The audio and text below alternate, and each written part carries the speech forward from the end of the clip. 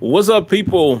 Welcome. I believe we are live, so I'm going to talk as if we are live, and then we'll confirm it here in a second. But what's happening, everybody? Welcome to the latest episode of the Sim Standard podcast with myself and my good brother Smitty, AzureEffect here in spirit. Hopefully, one day he'll be able to return. I know he's talked about doing that. But hey, guys, everyone's busy. Everyone has different schedules. But y'all know Azure's, his seat is always here whenever he wants to come on. So welcome, guys. Like last week, not a lot to talk about, but I think we got enough to at least give a decent show. It may or may not go 2 hours, but let me explain to you what that will be really quick. Then we'll do our quick introductions, and then we will carry on. Let me make sure. Give me a second, guys. I didn't even check my camera. You're going to see it focus. And hear it click. There we go. Just want to make sure I was in focus. But what we'll be talking about tonight, the primary topic will be the biggest takeaway from the Battlefield 2042 trailer. And I believe I have that year correct. I was going off of memory there, but if not, forgive me. But I believe it did say Battlefield 2042. Yep, you're right. We'll also talk about, of course, the NBA playoffs so far. Maybe we'll kick that around in the first part of the show. And then we'll talk about the possible Madden 22 beta coming, what that means, what do we think the details will be.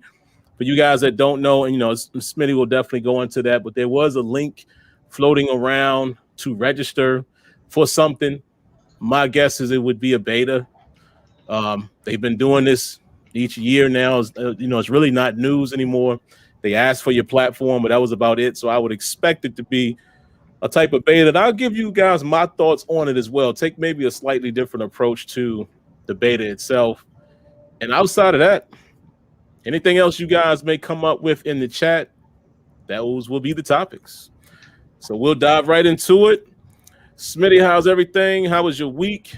Anything you want to jump into before I guess we can, dive right into the NBA playoffs, as our opening act, if you will. Yeah. No, man, I mean, week's been cool, but seeing the NBA playoffs, how that's been going so far. And yeah, I mean, hey, look, Phoenix out there working. You know what I'm saying? They getting busy. They getting it in. So, I think that series would have been a bit more entertaining if they had Jamal Murray healthy, like, because that would have been a nice battle to see him and CP3 go at it. That would have been very interesting. I mean, on the other side of the fence, Atlanta took a game, and then Philly came back and snatched it back. Freaking, Utah, they putting in the work, and then honestly, I know it's kind of bad to say, but I did want to see the turmoil. I wanted to see some turmoil happen with the Clippers. You know what I'm saying? I wanted to see them boys get bounced. I really did. Like, I'm like, dang it, they turned up, man. I really wanted to see them lose. And see, with Paul George, man. What's going on, PG? I mean, I know he can ball, but it seemed like, at least for the last couple of years, he just hasn't been the guy when it needs to be the guy. He's basically, I don't know. He's like the Bucks when they get in the playoffs. You know what I mean? It's like it's a whole different ball game. Now, I mean, look, now the Bucks is balling right now. They winning 11-30 right now. The second quarter just started, so they balling tonight. But what I'm saying is they've been getting drummed out and everything. They've just been getting just knocked around, and it's like Paul. He just goes. I don't want to say he goes completely ghost, but he's not truly showing up. Like you're not seeing him like you should be seeing him. He's not leading the team. I would say this: did they make the best decision in getting Paul George over there? In my opinion, no. for all they had to give up, because remember, Paul George had just re-upped in OKC, and to run over there with Westbrook, and then he dipped after that deal. Like, hey man, come over here and run with me. Kawhi was like, I gotta have this dude. So it's like, I don't know who's really leading the team over there, but I mean, hey, guys are playing hard. Much respect to Reggie Jackson. He was playing for the Pistons and everything like that, and he did a decent job over here. He had his nights where he was really putting in the work, but he's came through huge for them, because they would have lost games if they didn't have his support. So he definitely has shown up for them. Yeah, I just don't. I really don't know when it comes to PG, man. I really don't know, because he just. Yeah. I think it could be a mental thing. I believe it's mental, because it's not talent. He definitely has the talent, no question. But, and the other thing too is, I mean, I know Kawhi is very silent, but is he digging in? Saying some things, really, like giving them a little smack on the head, like, yo, man, come on, I got you over here, because, like, you was the dude that I needed. And it's like, if PG plays the way that PG can play along with Kawhi, they could take any team out with proper surrounding talent, which they have. So they can't just go out and lay an egg, especially against Utah, because this is a much tougher opponent, because y'all sandbagged, and y'all sandbagged to play against Dallas. Dallas nearly dropped you, so you know what I mean. Now Dallas, they got to do something with Porzingis, man. I'm sorry, dude's not showing up. He is not being the guy that he was when he was in New York. Period. Because if he gave us half of what he did in New York during that series, it would have been over in 5 or 6 games. So they got to figure something out with him. Either he got to get right, or they got to get him out of there somehow. But other than that, I mean, the playoffs have been entertaining. I'm enjoying it. What cracks me up too, though, and I've seen this. Somebody had quoted this on. Well, not quoted. Well, yeah, they made a comment about LeBron, what he posted on Instagram, like he's about to come back. It's about to be this big, roaring comeback and return next season. And it's like, he said he wearing number 6. Yeah, he wearing number 6, but okay, but you were in your 20s when you wore number 6. Yeah, with D-Wade, with a prime Wade and a prime Bosh in Miami, so that doesn't mean anything here. You know what I'm saying? You quit. You know what I'm saying? You quit on the court and stuff like that. So, and I mean, don't get me wrong, LeBron did the best he could do, but it's like he's at that age where it's like, look, man, I you know what? I can only do so much, and it's like. He's embodying that statement with his language on the court. If things get out of hand, it's not like let's rally the troops and do the best we can, even if we're losing. But it's just straight up like, man, you know what, man, we just ain't got it. And oh well, they got it, And like you can't lead that way. So I don't know what's gonna happen, man. We'll see, but just coming with the whole, like it's about to be the bum run, the ultimate rush and everything or whatever. Like, man, look, you know what I mean? You're one of the baddest players in the game still, and that's crazy to say after all these years. Yeah, I mean. So I appreciate the game and everything, but man, look, these teams are only going to get better and better, and doing the whole clicking up thing, it ain't working like that. As you being like the front running star, it's not going to be happening like that. Like you're going to have to become the Chris Bosh or the Kevin Love, and the other guys are going to have to, take the reign. Like they rumoring about I mean, we'll have to see what happens in the offseason, but they talking about like possibly trying to acquire Dame Lillard, getting him over there. And Dame kind of spoke on that first. Yeah, oh, he did? Yeah. Oh, I didn't know he spoke on LA. Yeah, because it was he kind of did it. It's funny, man, because today's society, I think sometimes you kind of forget the cameras are always on, right? Mm-hmm. So it was a clip they showed where he was doing a Instagram live, and LeBron was in there, and Dame kind of was like, "Hey," he was like, "LeBron, what's up?" He was like, tell them to do what they got to do, make the call, something to that effect." So it's, it could have been but I mean, he kind of was like, said, tell them go to work, tell them do what they got to do. So I was like, and then he put the cryptic tweet, not tweet, but it was another Instagram post where he basically he stated a line from Nipsey's album where it was like, how long must I be dedicated? How long? So that was like right after the game. So he's the one that's kind of like saying, look, man, I don't know if I can. Yeah, it's funny because I was just talking about he's one of those guys, and you know what? I wouldn't hold it against him if he went somewhere else because of what he's dealt with in Portland. Yeah. But you never know if he end up with the Lakers. That would be kind of crazy. That would be. So we'll see, man. But wow. See, excuse me. That's kind of like what Christian Wood did last offseason. He did the same thing. He was here with Detroit.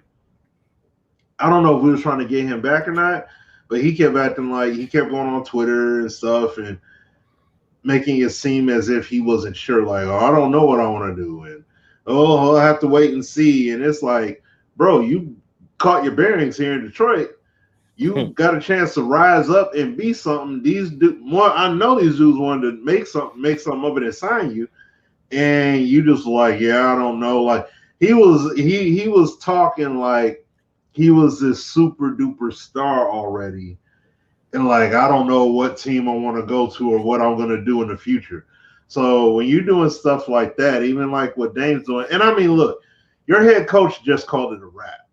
So I know that's going to definitely play a role in you wanting to stay with that team going forward. So that's why I'm like, and when I saw the coach left, I'm like, oh yeah, that may be the key. That may be the key for Dame saying like, he did. I'm out. Yeah. What's his name? What's the Stotts dude's name? or something like Marty, that. Yeah, Stotts or something like that. Yeah, something like that. Yeah, he said he out. Oh wow. Yeah, I didn't know that. So he quit. That he may be like, hey man. All right, go ahead. I mean, hey, if he's saying make them calls or whatever, then there's legitimacy to it. And I mean, it's rightfully so. Dudes up here dropping 55 points in playoff games and still losing. That's hard. Along with all the other heartbreaks that he's had, like he's been devoted to that city.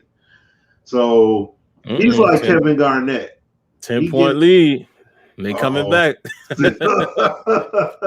Them daggone Nets. So I mean, if he leaves, then I mean, I'll be like KG when he left the Timberwolves. Like I'm not gonna be like, oh, I can't believe he did that. Like I'm like, no, my man wore a decent amount of tread off the tire there in Portland. You know what I mean? So he's in the clear if he calls it. If he decides to do a sign and trade deal, or I don't know if he's a free agent or whatever, or restricted. Do what you need to do. So, but that's all I got, man. Down to 8, folks. Remember what Smitty said when we first started the show. And the Nets. Let me just watch this possession real quick. Nets got the ball. Oh no, it's 6. Oh, see, I'm a little behind. Yeah. Wow. And what you said it was when we started the show, 11 to 30. They ain't scored. So they went on a 15. Yeah, it's down to 6. A 15 to 2 run. Dang. Speaking of that, man, I'll pick it up right there. And shout outs to Ron in the chat. What's up, Ron? He says, how's your Pirates? My franchise going? Like I said, it's going as good as you would expect playing with the Pirates. Actually, what I've been doing was, I've been kind of playing it along. So I'm actually on today now. Speaking of that, the streams will come back, man. I know I've taken a couple weeks off, had a lot of shuffling going on, but I probably will be able to stream probably even tomorrow night, probably sometime Saturday. My wife is going to be gone for the weekend. She's doing some things with her sister for her birthday or what have you. So it'll be just me and my little man. So I won't have much more to do around the house, So I'll probably stream sometime tomorrow. I can't say promise when, but you'll probably see it this weekend. But anyway, man, picking right back up where Smitty left off, these Bucks. Y'all know me. Listen, I don't play in the NBA. Never made it to the NBA, so I don't try to judge players and call them trash and all that stuff. But I think as fans, we can at least give our opinion on how these dudes are playing, where they rank as far as their peers. And I don't understand what's up with Giannis, man. I swear, he seems like another one of those dudes, man. He dominates the league, and then it just seems like when the lights are on, the biggest moments, he just doesn't come up. And he hasn't come up big yet, in these last two games. And let's just fast forward to later on tonight. Imagine if the Nets win tonight after them opening up the game. At some point, they were up, 11-30 or whatever that was. Smitty said a sizable lead, right? Imagine if they lose tonight. And it's like, again, I'm the one who's saying that I think the Nets are probably going to go to the finals. I said that even with my guys right here, even with me repping my guys, my Sixers, which, they did drop one at home. Trae Young and the boys was able to get one in Philly. But like I said, I don't think that we win a championship this year. So it's kind of like at this point, I'm just watching to see what happens. I'm not going to have any disappointment. Because again, for you guys who follow me with the Steelers stuff, I said it on Tuesday. Even going into this season, I know the season hasn't started, just a quick sidebar, but I don't think the Steelers compete for a Super Bowl this year. So I'm just going to be watching, as a fan and enjoying it. Not really going to be disappointed if they don't win the Super Bowl because I don't expect that yet. Now, maybe they show us something different when the season starts. Like last year. Remember last year? The boys started 11-0. What did I keep doing every week? Y'all remember? I kept saying, that 11-0 ain't real. It's not real. And look what happened. So I'm just one of those type of fans. I'm a realist. I don't think Philly wins the championship this year. Can they compete? Sure. With Embiid playing the way he's playing, even with the injury. I mean, this dude put up 39, I think, one night, and then he put up 40 the other night. But I think the Nets just have too much firepower, man, especially if they get Harden back. It's going to be tough to beat those boys, in my opinion. They're not the best defensively, but it's just going to be tough to beat them, man, if all three of them are actually playing come finals time if they get there, which I expect them to do. But anyway, yeah, Giannis, man, again, it's not about them beating the Nets because, like I said, I don't expect anybody to beat them. But at least go down swinging, my brother. At least let me walk away from this feeling like you still that dude. The same way we just talked about Dame Lillard. Dame Lillard makes me feel like he's that dude every single season. It don't matter how far they go in the playoffs because I understand they don't have the best team and whatever transpires, the reason why they can't win. But you walk away from a series or a game saying, yo, Dame did his part. Smitty said it. The dude scored 55 in that series. I'm not seeing Giannis, be what you would assume he can be. I just haven't seen him do it in times when it means the most. The West is going to be interesting, man. Very interesting. You're looking at who's left. The Jazz, is one of those teams, man, that nobody never thinks about the Jazz. I mean, this goes all the way back from, when some of us were younger, when they were going against the Bulls. I mean, nobody never really thinks about the Jazz being good, even when they're good. They're almost like they're like, to me, they're like the secondhand Spurs. And what I mean by that is, remember when the Spurs was just always good? And nobody really, really paid attention to them until playoff. Then you're like, oh, yeah. I kind of look at the Jazz like that now. It's like they are a great team, clearly, record-wise and all that. But I don't think about them as being a team that's going to win it all. But you never know. The way they play basketball, and it was interesting watching those dudes, how many threes they be jacking up and all that. And when they hit them, they hit them. But when they off, they off. It's going to be interesting, man, to see how the West plays out. Like Smitty said, it would have been a little interesting if the Clippers would not have gotten out of that round. They seem to be really inconsistent. But again, it's like I said, man, Paul George just, I don't know. I don't know. He's another one that just doesn't seem to turn the lights on when the lights are the brightest. You know what I mean? He doesn't seem to turn his light on and shine along with the bright lights. He just seems to just stay even kill, and sometimes he disappears. And it's weird, man, because he's a great player. As I look at Giannis here on the line, what does he have right now? 15 points. Okay, Giannis getting off tonight. 15 points. I think they just said he's 7 for 11. So that's balling. It's only the second quarter. So Giannis is showing up tonight. But again, I need to see more of this. I need to see more of him balling when he needs to ball, if that makes sense. Other than that, I'll speak on my Sixers really quick, man. I don't know. I don't know. I don't think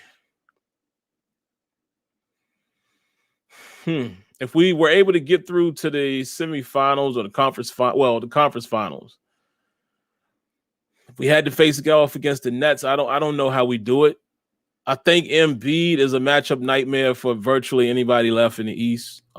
And you could probably even say that in the West. Embiid I'm so glad to see Embiid playing the way he's capable of playing. I'm so glad to see that. Because this dude, he has the athleticism. He's quick. He's fluid.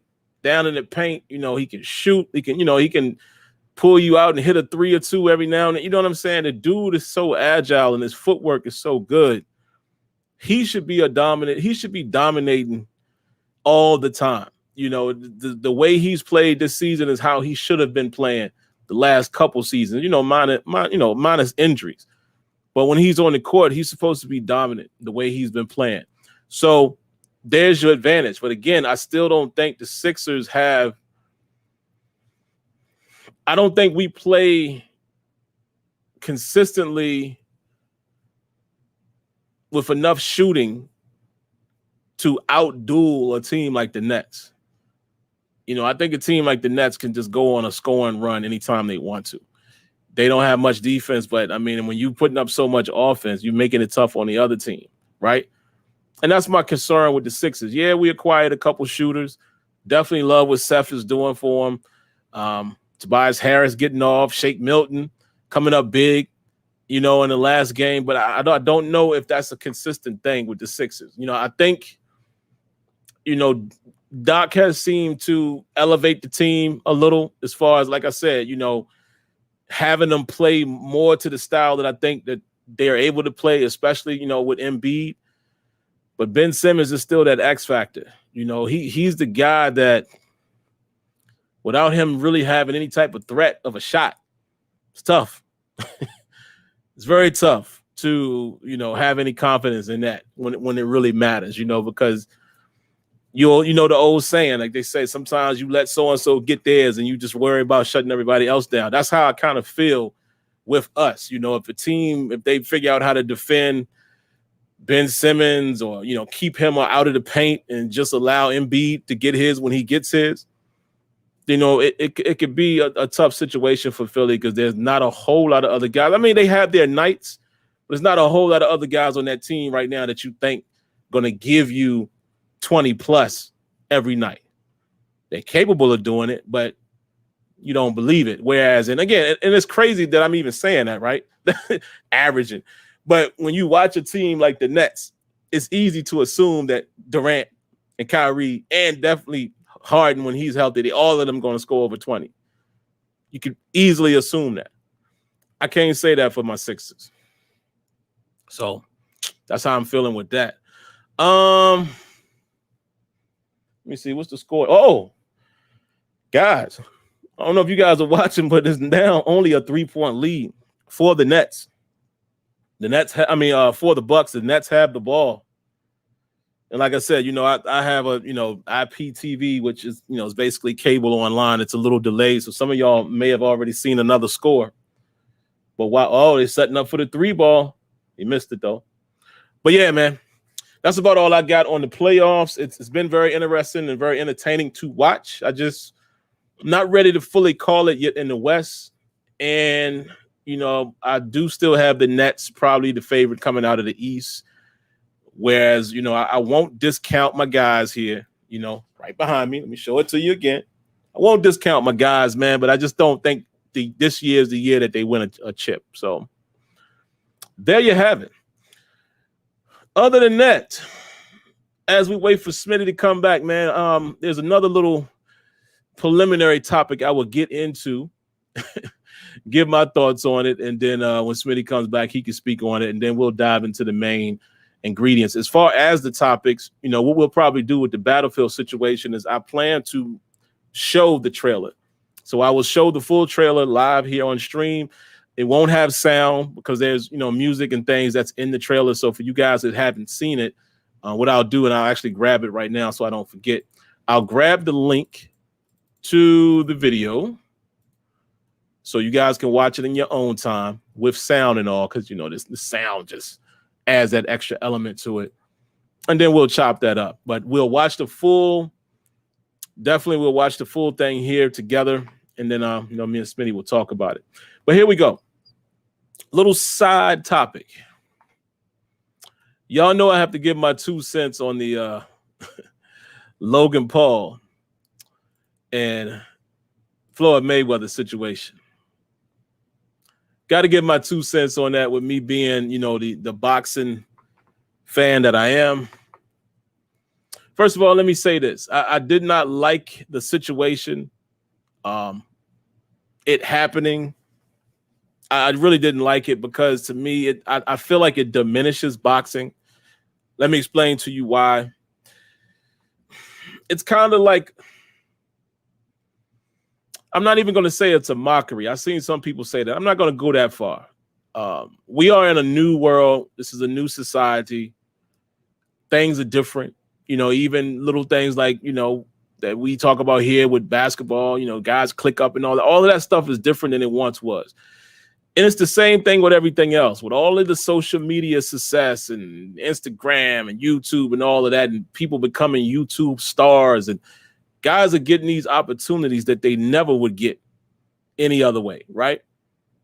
I'm not going to say it's a mockery, but that's one of the main things I did not like about the situation, period. Going into it, I was like, how does Logan Paul get this opportunity?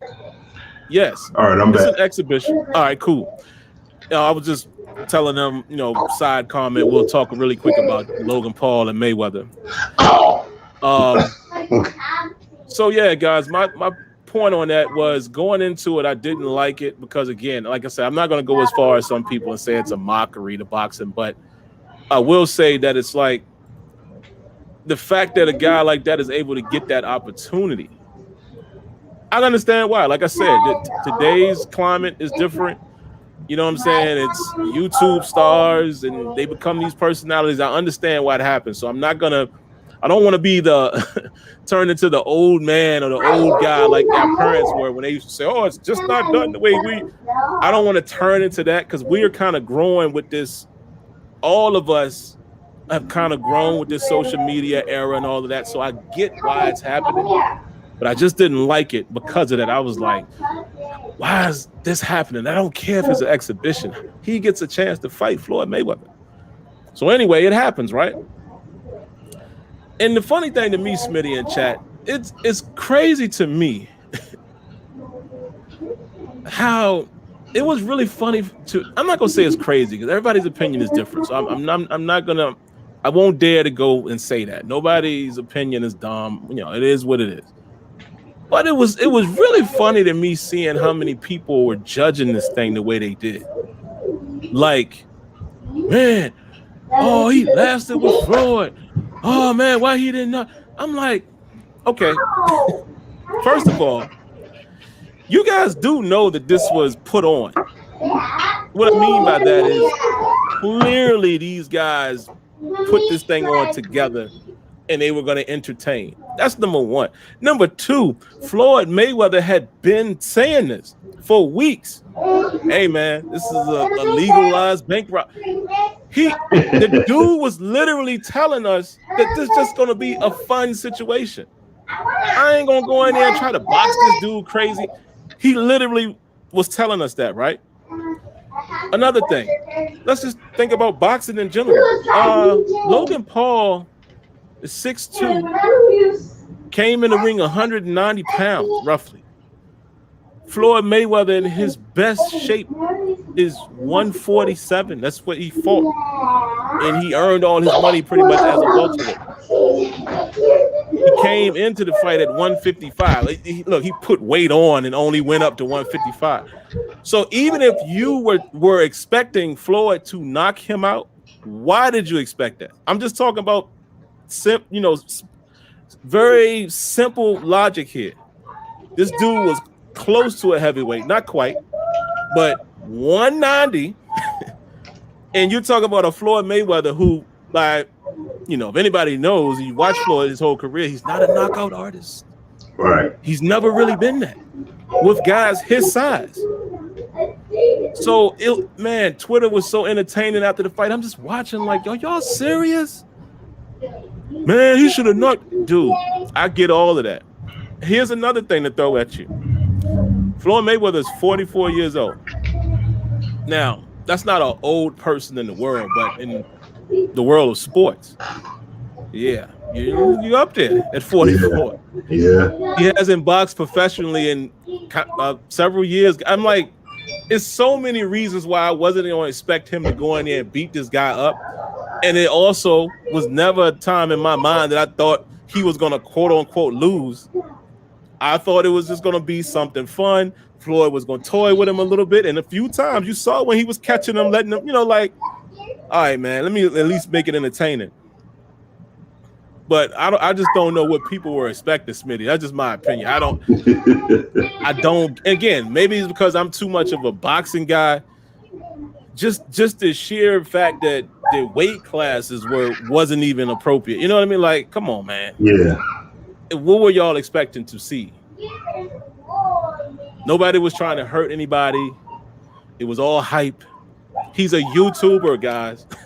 Yeah. You really think that if even accumulative punches, like if Floyd really wanted to beat him up, I'm pretty sure he could have just beat him up. Like just bang, bang, bang, move, bang, bang, bang, bang, bang, move. But I don't know. It was weird, man. People like some people. Oh, look, Smitty. Some people went as far as saying, "Oh man, Floyd is washed," and I'm like, we talking about a guy who, regardless of when he fought him, because I have my criticisms on Floyd as well as far as when he fought certain guys. He should have fought Pacquiao way earlier. Oh yes. But we talking about a dude who has fought, I mean, real fights with real people. Y'all gonna judge him for having quote unquote trouble against Logan Paul? Y'all need to stop, man. I mean, even if he did, Smitty, the reason probably would be is because he's retired and he's 44. Logan Paul is 26 and 40 pounds heavier. So that's to me was just funny in itself. Is like, wow, are we really judging this? Like, I watched it for free. I didn't pay for it. So again, sorry if you guys did. Don't hate me. Don't clown me. Don't call me names because I'm giving my opinion. I'm just saying, if you went into that fight expecting anything else than an exhibition, I don't know what to tell you. But I do think it's bad for boxing, Smitty. Just real quick, right now, boxing to me is having a resurgence. With some really good fighters out there. We got ESBC coming. I think it detracts from boxing a little bit doing these type of events, man. Like YouTubers versus Mayweather, and I won't feel in that. But it was entertaining for the most part. I watched it, but again, my eye was different. I wasn't looking for anything. I was not looking for a knockout, nothing like that. I was curious to see how they were going to put on this show. Like, if my wife is my witness, she would tell you. I literally said, I just want to see what kind of show they gonna put on, because this ain't gonna be no real fight. The dude ain't gonna hit Floyd.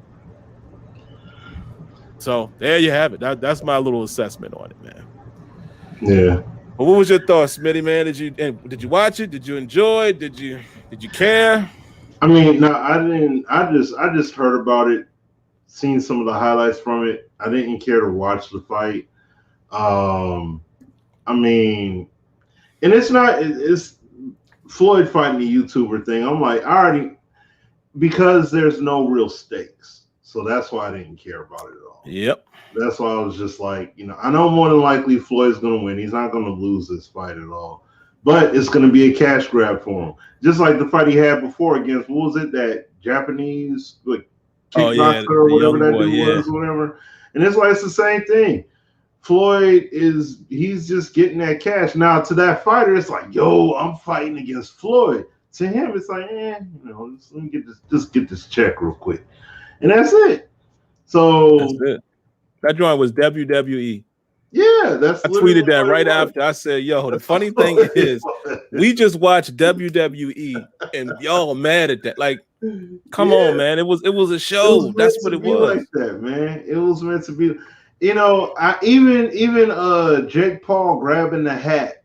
I think that could have even been part of it. Like, all of it. Let me gut all up in his face and make something of it. And I'm gonna kill you, mother. And all that stuff and everything. That was all fun. You know what I'm saying? Because if it really was like that, his people would have been fighting. You know what I'm saying? They would have mashed that kid if it was really like that. So it wasn't like that. It was just for show. So they tried to make something of it by doing all that. So, Floyd, no. Floyd Floyd is a smart, look, people clown him for his inability to read. Floyd is a brilliant businessman. Yeah, extremely brilliant, businessman. So that's why he said, these 3 tags on my trunks alone, that's $30 million. Come on, dog. Without throwing a punch, I'm getting paid for just the stuff showing up. You know what I'm saying? Then come on, that ain't nothing. And I mean, the one thing I would say about these YouTubers going out there and boxing and everything, I can understand it. When I saw KSI start going out there and start boxing, like first he was doing, and I mean people that may know. And then he beat Jake Logan, didn't he? I don't know. I thought he fought Jake. I didn't know. Oh, he fought Jake. Logan. I can't remember. I get no, the he call. didn't win. Yeah, KSI won. KSI won. Okay. Yeah, he won. But see that the thing about it is that KSI was basically a big YouTuber off of. He's from the UK, talking about playing Call of Duty and having fun with that, and then talking about FIFA, having fun with that. And then he did his own in real life kind of videos and all that stuff or whatever. And then you saw him get invited out for the UFC game, but he was actually practicing some MMA. So it was like he went from that and then started taking it a bit more serious and went into boxing a little bit. So that's why it's, now I don't know what he does now, if he's still trying to box or not. Yeah. But I mean, seeing these brothers go ahead and, hey, they're getting the money. It was a smart business move on the Paul brothers' part. Nothing wrong with that at all. I'm not mad at them at all. I'm not, no hate. So, right, like get all your bread. That's what you're supposed to do. You got a chance to score a fight with Floyd? Oh, it's whatever you could get off of that. Yeah. You know what I'm saying? Like you all the way in. You kidding me? No, you get it. You jump on that quick. So that's what they did. And I mean, I know it's not like a real exhibition. And even to do that, what was it? The guy that interviewed Floyd after the fight was trying to ask him, like, would he do this again against a legit guy? You know what I'm saying? I mean, you know how Floyd likes to answer questions. He doesn't. The money's right. Yeah, like, right. I mean, yeah, it's right. Yeah, if the money was there, of course, I know he'd do it again. But he doesn't have to. Like, that's the whole thing. He is too influential in the sport of boxing in terms of being able to call his shot to really give a care. Like he can do whatever he wants basically, and they'll be like, "Oh yeah, we'll put it on." You know, he could be fighting Bozo the Clown, and they'll air it on HBO and all that stuff, whatever. It'll be a main card fight and all that stuff. So it doesn't matter. That's how big it is when it comes to Floyd. How big ticket he still is at this point. So, you know, but hey, dudes got their money. But I mean, I understand where you're coming from, Sim. It does look more like a Harlem Globetrotter kind of thing. Like you're just being funny. Yeah. And that's really it. Now, I mean, but that's what it was for the onset to me. So no way in the world I would have looked at this and said, "Hey, yo, man, Logan got a chance. I don't know if Floyd gonna make it." Like, no. Like, are you that? Come on. If Floyd really wanted to work him, he would have worked him out. Yeah, he could have worked him. And like I said, accumulation of punches, he could have got him out of there. Yeah. Actually, there was a moment where it looks like, I can't remember what round it was, but he was catching him in a little bit. And it looked like he actually kept him up. I can't remember which round it was, but it's like he could have got him out of there if he wanted to. Yeah. But come on, man. It was just weird, man. Seeing that's where we are now as a society. I get it. It's so funny, man, seeing people really, I mean, was pissed. Oh, he washed. He's supposed to kill this dude. I'm like, it's an exhibition. That's number one. Number two, the man been telling you for weeks that it was we're gonna get in there and have some fun. That's what he kept saying. But whatever. Crazy, man. Yeah, that was crazy. So, but yeah, like Smitty said, man. Hey, listen, I've seen some people out there, you know, spewing hate at Jake Paul and them. I'm like, how? You know, you can't be mad at Jake Paul, Logan Paul. Listen, man, they are taking advantage of this situation that they're in. Whatever. I can't knock the game. You know, I mean, I can't be mad at the player. The game is the game. So that's it. That's all I got on that. Let me see. Y'all got anything in the comments? Drew says people acting like they know Floyd and he represented them. Just watch them, man. Have fun, or don't watch. Don't matter either way. That's what I'm saying, man. It's like, please don't take this the wrong way if I'm speaking about anybody, but if you paid to watch it and you thought there was going to be any other outcome, I don't know what to tell you. I really don't. Because you should. I mean, if you paid to watch it and you just said, "Look, man, I dropped my 50. It was something fun to do. It's entertainment. Cool. It's $50. But if you mad, people talking about they want refund. I'm like, huh? Come on. Like, it wasn't even a real fight. Even, you know, I see people out there clowning Ocho for getting hit. It's like, when did that happen? Like, when did it happen? And again, maybe Smitty is because I'm, you know, each year I'm maturing more or something. I don't know what it is. But when did we start judging? Like, we judging Ocho Cinco on his boxing skills. Now we can, we can laugh at him and say, "Ah, man, you got rocked." But I'm saying, like, overly like, this dude was an NFL receiver. Like, he's not a boxer. I don't get it. I don't. That's the one thing is weird to me about social media, man. Like, people just overanalyze everything. Like, this dude and he's also 40-something years old. Like, I don't get it. I thought it was cool, man. I liked what Ocho had to say afterwards. Like, look, man, you know, this should be inspiration. I loved all of that. But I wasn't gonna sit there and you know, discredit him for not looking like a good boxer, because the dude ain't no boxer. He looked better than I thought. Like, he actually showed some skills, showed some defense. He looked way better than I thought he was gonna look. So shout outs to him, man. But anyway, guys, let's get into the topics. Battlefield. That's the first thing that we're going to talk about here tonight. After that, we will talk about the Madden stuff, and that's about it. We don't have anything else. We already hit the playoffs. We pretty much just added a topic there talking about Floyd and folk. And yeah, I think that's all we got. Oh, just real quick, Sim. I just wanted to touch on. Remember, just like how people analyze, and I get it. People overanalyzing to a degree, and making things bigger than what they are. But yeah, like you said, he's a wide receiver. Now, remember, you may remember this, Sim. Some of y'all in the chat may remember this. But back in the 90s, remember when Sticky Fingers from Onyx had a boxing match on MTV? Yeah. And he was getting beat. You know what I'm saying? That's the other thing. Be right back, guys. 1 second. Go ahead, Smitty. All right.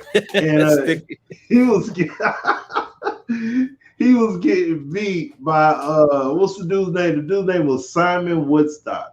I guess he's a skateboarder or something like that or whatever.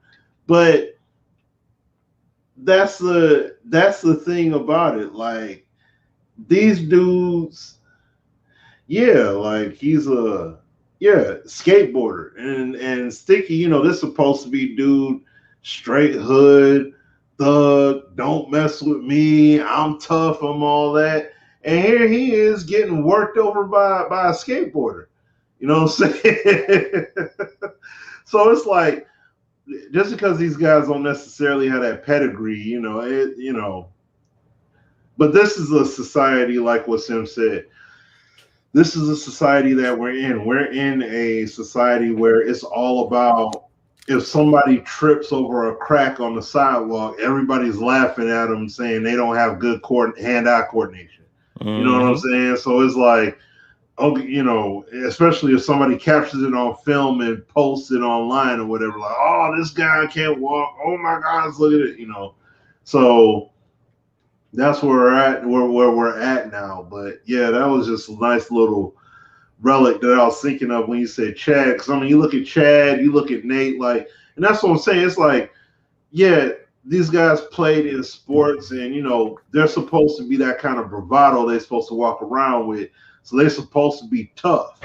So, but it's a whole different ball game when they get their match met by someone and possibly get caught. Because remember, boxing is a sport. Boxing, MMA, all that. You get caught. It's all a matter of just getting caught. So if somebody gets caught, then all of a sudden, oh snap! Remember Kimbo Slice? He came in fighting. He fought a few basically dudes that were at the end or beyond the end of their career, but still had a name in the sport, and he knocked them out. So it was like, oh snap, this dude Kimbo's legit. And it's like, but he's catching these guys. That's what happened. So just like the street fights he had, he was catching cats. So it was like, yes, honey. Yeah. Can you help me take off my clothes? Go, mommy will help you. Okay, go to mommy. Thank you, sweetie. But so that's the whole thing about it. Just like how that was Logan Paul that fought Nate, right? No, Jake. Okay, so Jake fought against Nate, and he catches him, and all the hoopla. So folk go crazy about it. Same thing there, and it was just like seeing Sticky go up against the skateboarder cat, and he was getting it put to him, and I'm like, dang, you would think this dude Woodstock got some skills, like I'm saying, and I'm like, but my man is a straight skateboarder, you know what I mean? So, that's what I'm saying. Like, now, did Sticky lose all his rep? No, but if that was today, oh man, people would be clowning on Sticky about that. Man, you ain't nothing. Man, you couldn't even beat that skateboarder in the ring. Man, ain't nobody scared of you. Like they would, people would be clowning him. Like no, like nobody's business. So I'm saying, man. But no, man. I get it, and I just wanted, I was just tacking that little point on there, but we can move on. It's interesting. Yeah. Oh, yeah. It definitely is interesting, though. Oh man, So let's talk about this Battlefield, man. We will actually run it here. Let me pull it up. Yeah. We're gonna run the whole thing, and I'm not gonna play the sound, guys, because we don't want to get hit with copyright and all of that stuff. So let's do it. 1 second. Wait a minute. Somebody just rung my doorbell. Hold on, guys.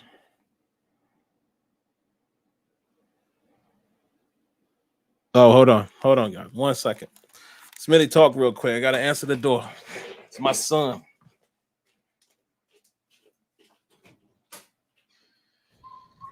All right, y'all. Sorry about that. Ooh. That's the issue when you're trying to eat a piece of fish real quick. And it's got some bones in it you got to spit out. Good night. All right. So, excuse me. Battlefield. I'm going to start talking about it. We're going to play the video in a sec. But the Battlefield, though, I've seen people on Twitter I've been talking to about. I don't know if my man Obi Watson in here, but was talking about it earlier. And, earlier on, well, yesterday.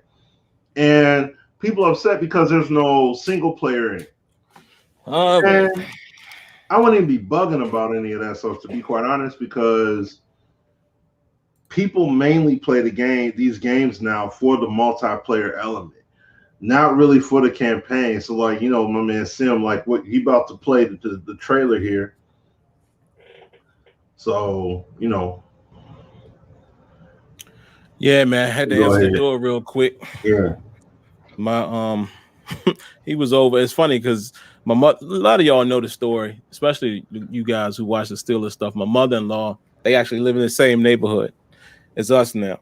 And my sister-in-law's kids were over there, all the grandkids were over there, but now she brought him back home because he wanted to come home. So there you go. So that's what I just did. Opened the door.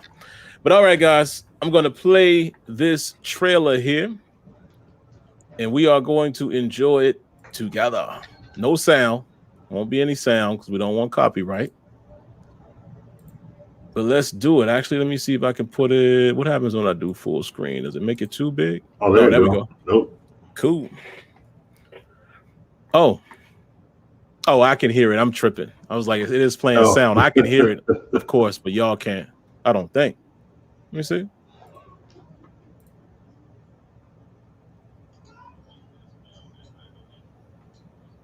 Let me see. Oh, yeah. Y'all can hear it. Hold on. Let me turn it off. Oh, so you know what? I don't hear it.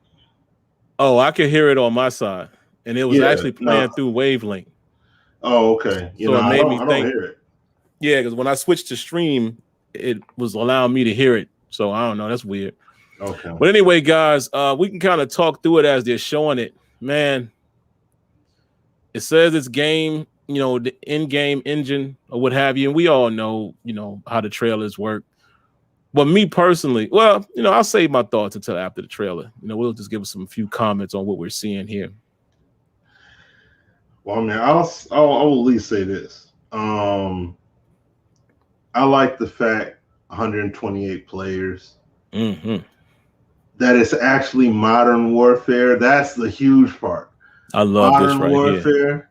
Here. Yeah.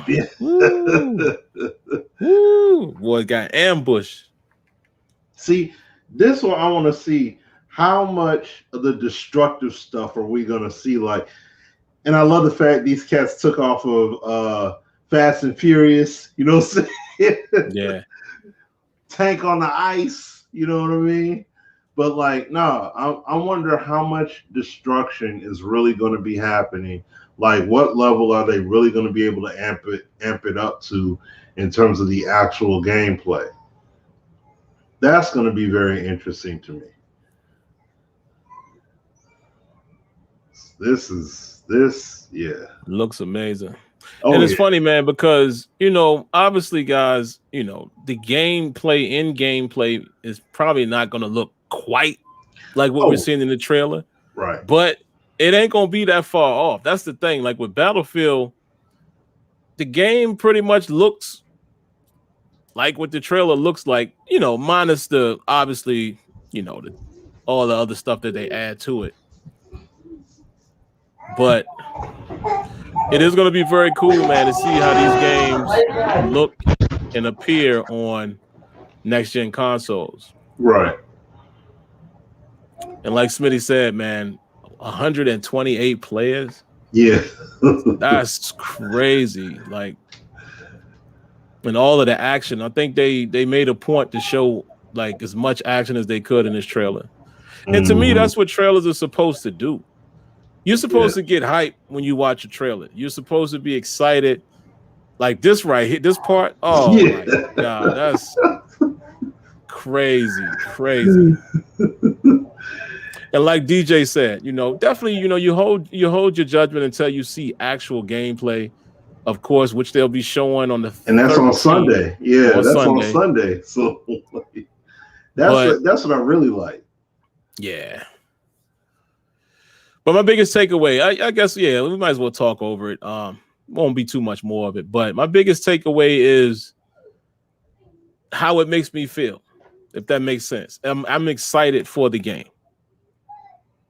Overly excited to see what they're bringing to the table, because you guys know I'm not there. And I was going to do an independent video on this, but I didn't because I'm not Westy, you know, and shout outs to him. Like those guys are, and it's plenty others of those guys, and I'm losing names now, but some of the dudes I met, you know, during our travels with EA, I met a lot of these Battlefield like game changers, and when we were in LA and stuff, I just can't remember names right now. I think Jack Frags, wasn't that one of them? One of those guys. Yep. Met a lot of those dudes, right? And shout outs to them, but those guys are dedicated shooter guys, if that makes sense. And what I mean by that is they're going to be able, okay, I can go ahead and stop this now. They're going to be able to, actually, you know what? Let's play it again. We'll play it again while we're talking. Why not? Give you guys some visual. They're going to be able to compare the differences in these games. Like the intricate details, what they didn't like about this, what they don't like about that, and how this doesn't scale correctly, and this is broken. I'm not the shooter guy like that. I play shooters for fun and for the immersion and for the chaos. That's what I've always played shooters for, with some realism. You know, I'm always going to lean towards more realism because that's just my gaming style. So that's what made me kind of gravitate to Battlefield. Not to say that the gameplay is over the top simulation, but it's, to me, when I got into Battlefield, my first introduction was Bad Company 2. That was my first introduction to a Battlefield game. And I just love the style of that versus Call of Duty. Call of Duty to me was more fast-paced. However, the funny thing is I'm playing Call of Duty on next gen. On this is PS5. On this boy right here. On this Xbox Series S. I'm playing Call of Duty. And some of you guys way back when, November-ish, around that time, I was streaming some Call of Duty, having a blast with it. It's fun. You know, it is fun on the next gen console. I don't know what it is. It just feels a little different than what I previously liked about, you know, Call of Duty, because I hadn't played Call of Duty in years. But like I said, having fun with it on next gen. But Battlefield has always been more of the style I prefer. But that's just it. You know, I'm going to judge the game by how's the hit detection. Are there any flaws? Like, are there the flaws where, you know, guys can like morph through, like, you know, they can put their whole body through a rock or something and you can't see them, but they shoot, like those type of things I'll be able to point out when I play it. But like I said, I'm not a hardcore, diehard, you know, shooter guy where I can really do the comparison. You know, it's going to be very surface level for me as far as what I like and dislike. You know, and some of the same things that I look for in my sports games, I look for in shooters too. How is the player movement? How do they move? How do they animate? You know, is it janky or is it, you know what I'm saying? Are they still getting stuck on corners and stuff like that? All of those things are still important to me. When you get shot, You know, does the body fold up? Like, I look at all of those things too, because it adds to that immersion. It just adds to the immersion. And I think, again, the detail that I feel like that's going to be in this trailer, and you guys are seeing me look over here to my right as I'm talking, because I'm just looking at the trailer again. I think it's going to have a lot of detail in the game, man. So, you know, I'm sure my boy DJ, who's in here, will be all over this as well. You know, we've played Battlefield together, and I definitely want to get back into that. You know, maybe playing with DJ some, playing with my man Dez and 6'5". You guys know who you are. We haven't played a Battlefield together in a long time, so hopefully it's fun like that, man. To where, you know, you bring some of us guys back, and, you know, we're spending endless nights playing together. DJ says here, I think folks are tripping too much over no single player. Only version of BF that has a story worth telling is Bad Company. Facts, DJ. Facts. And I didn't know that until Smitty told me, because I hadn't paid attention to the, you know, the article, the details on their website, but I didn't realize that it wasn't going to have a single player campaign. And honestly, that used to matter. It used to matter to me. I used to always play campaign, but nowadays, man, honestly, when multiplayer is out, I didn't play the last Battlefield's campaign. I didn't play the Battlefield's campaign before that. The Call of Duty that I'm playing, what is it, Cold War, whatever this latest one is called. I haven't started that campaign. So what? But I don't want to dismiss it, because there are some people that's their thing. So I don't want to be dismissive, but it's like,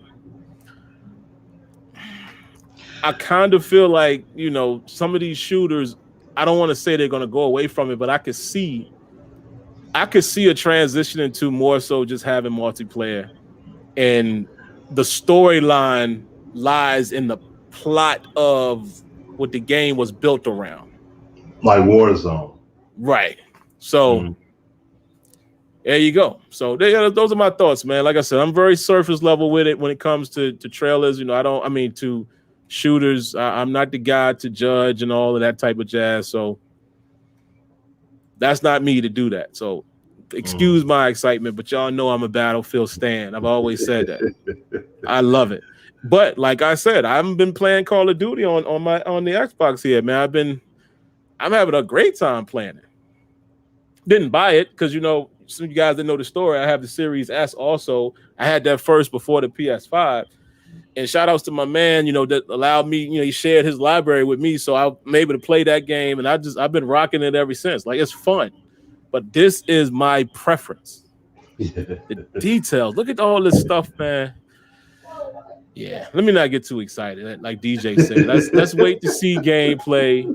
And maybe we're coming back here next Thursday, you know, giving our real thoughts on, you know, whatever they show on Sunday. But yeah, that's all I got, man. What you think, Smitty, man? What wowed you, or what was your biggest takeaway, or, you know, anything that you might not like from the trailer? No, the trailer is fine, because you're basically giving me a conceptual view of what's going to be capable in the game. I mean, look, you had what was it, Battlefield 4, I think it was. Look at that ray tracing, boy. Ooh. Yeah, see, and that's what I'm saying. Like, this is more of, I mean, I know they said in-engine, but this is still more of a CG kind of fluid film. Now, my thing about it is that, you know, I want to see how the game plays in terms of how it realistically is going to run on the hardware, which we'll see that on Sunday. But like I said, I like it in concept, just like the pilot jumping out the ejector seat and shooting a missile and getting back in. Like, I seen that clip when it was in game happening back then, and I'm like, that's crazy to do that. But that was a capability that you could really do in Battlefield. So yeah, I'm excited to see what they're going to be able to do. You know, like you said, with the whole campaign thing. I mean, look, what was it? Battlefield 1.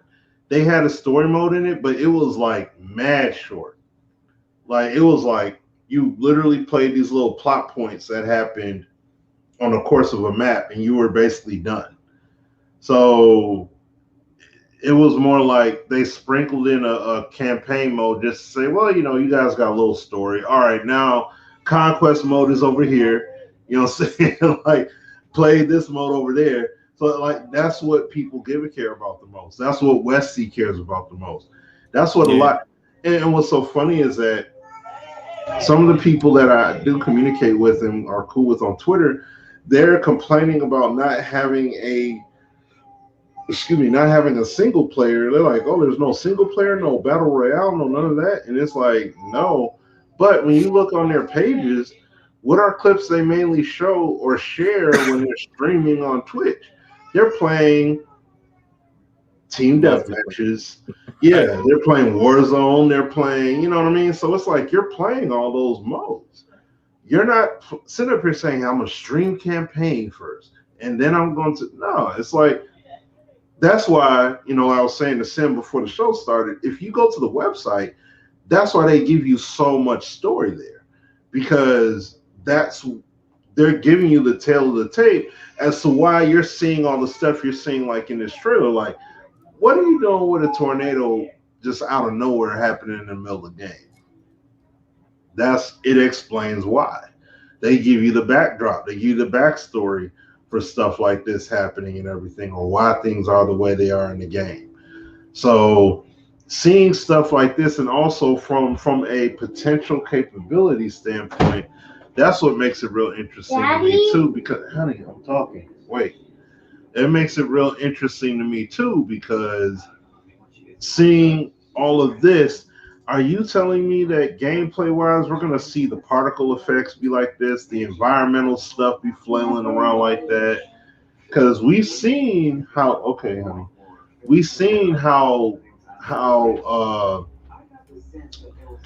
when buildings would get destroyed and roofs leveled and stuff like that, how that stuff could fall on people and take them out in previous battlefields. So it's like, so you mean you could have flying debris take dudes out, you know what I'm saying, just randomly based off of what's going on? Like, that would be insane. Like you see here with the guy when they both jump off the building, and the one guy gave the thumbs up and the plane already on fire and they took him out. If that kind of stuff can happen, that's going to shut it down, because Call of Duty, you don't have stuff like that. You don't have environmental stuff you got to be mindful of. You just play.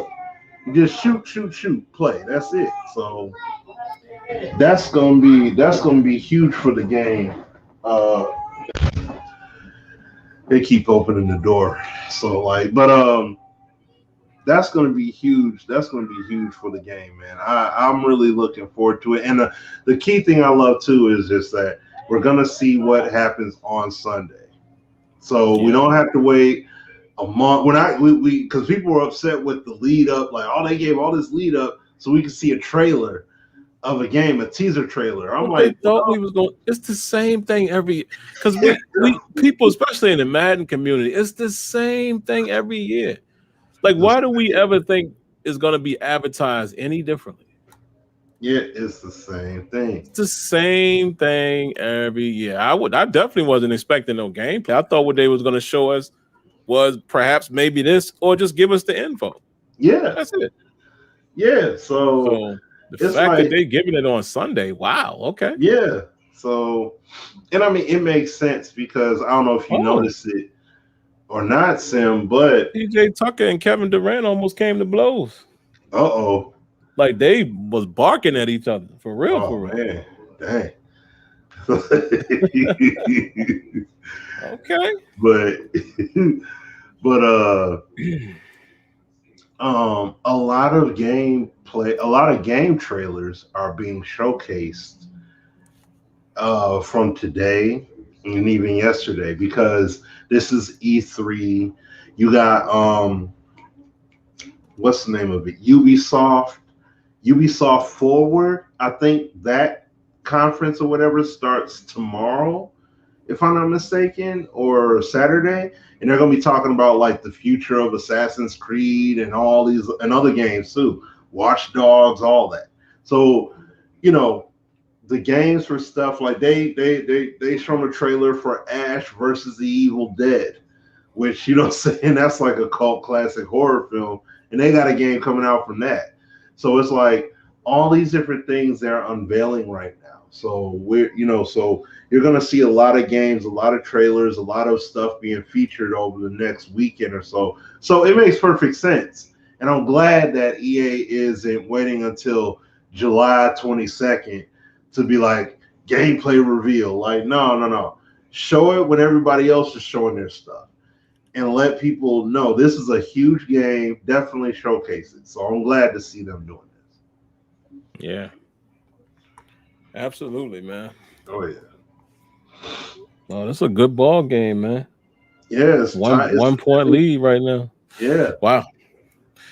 But yeah, man, DJ says just cause 4 has a huge tornado that pops up as a part of the story and randomly, I think. Got you. But all right, I can go ahead and cut this off now, and we will get to the next topic, which is Madden 22. Here's the thing, guys. I'll be brief with it, honestly, because it's not a lot I can add to this. Smitty asked offline, what do we think the purpose would be as far as what will we be testing, things like that. Now, we don't know exactly what this was, but there was, it was a posting even on Twitter where you basically go to the link, fill out the information. It asks for your platform, and you submitted it, and it said, stay tuned. Now, if you use your brain a little bit, it's probably for beta. What else would it be for? Why would they need to know what console you're on?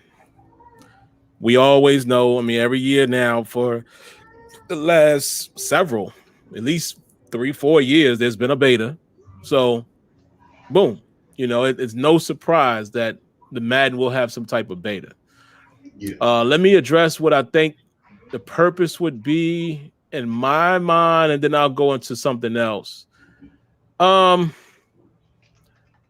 me, I think it would be similar to whatever it's been in previous years. I don't think there would be anything different. I think it would be a set level of gameplay, maybe franchise. I don't know.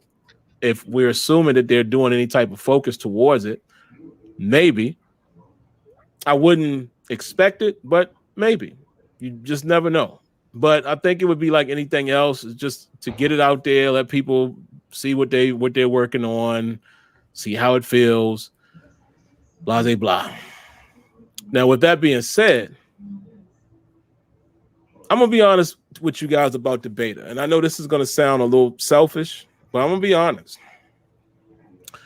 I don't like the open beta for Madden. I don't. I never did. I don't like the idea of it. And I'm not saying this because, Smitty and I in years past and Azure and, other people that were semi-affiliated had this link. Even if I wasn't a part of it, well, maybe I would feel away because I feel like I could offer some feedback. But guys like us aside, right? I feel like what you should do is have people that you trust that are about gameplay. It can be from multiple styles. It could be from competitive, which I would encourage that, because I believe we're more similar than we are different. Yes, I said that. Sim said that. And I'm not talking about, and I don't want to call his name, but we all know him. He was notorious that year for the glitch Voltarax. I'm not talking about guys like him. And I'm not even mad at him, honestly, because if something is in a game and I'm just a kid, and I'm calling him a kid respectfully, but if I'm just a kid that's competing to earn money, I ain't even mad at him for using the glitch. I didn't have that nerve to be mad at him for using the glitch that's available in the game to win money. That ain't on him. He don't look at the game the same way I do. What I was more upset about is the fact that the game allowed you to do that. That was my beef. It has nothing to do with people. That's why I keep telling you guys that follow me, follow Smitty, follow Azure, follow NYKia, any of us that, are out in front known as the critique guys. I always encourage y'all, stop going over there messing with them competitive people. Just let them be. Don't worry about the way they play. We can give our feedback based on what the game should be, but who are we to tell somebody how to play a video game, especially when money on the table? So I say all that to say this. You can get people from the competitive world. You can get guys like us. You can even get casuals. But it should be a smaller group of people that you know are giving you feedback based on the way the game should perform and or what you would want to see in the future. What you don't need is random people.